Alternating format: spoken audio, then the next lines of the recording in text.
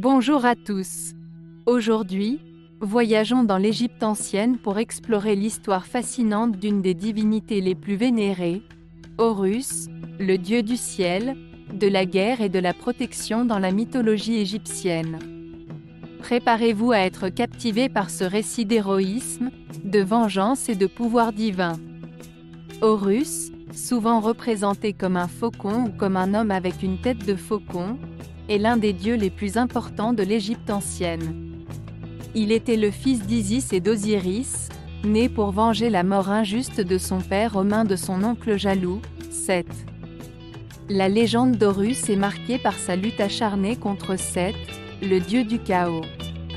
Après de nombreux combats et épreuves, Horus a finalement réussi à vaincre Seth, rétablissant l'ordre divin et réclamant son droit au trône d'Égypte. Horus était vénéré comme le dieu du ciel et du soleil. On croyait que chaque pharaon d'Égypte était l'incarnation d'Horus sur terre, assurant ainsi la protection divine et la légitimité du règne. En plus de son rôle de protecteur des rois, Horus était également considéré comme le patron des guerriers et des chasseurs.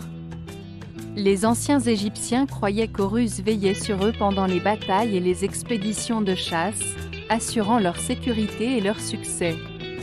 Horus était souvent honoré lors de rituels et de festivals grandioses.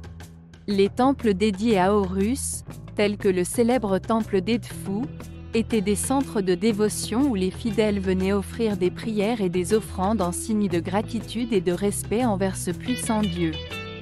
Voilà l'histoire épique d'Horus, le dieu du ciel, de la guerre et de la protection dans la mythologie égyptienne. Son courage, sa détermination et sa victoire sur les forces du chaos en font une figure emblématique de l'Égypte ancienne. Nous espérons que cette exploration des légendes de l'Égypte antique vous a été aussi captivante que pour nous. N'hésitez pas à partager vos réflexions dans les commentaires et à vous abonner pour explorer davantage les trésors des croyances d'Afrique.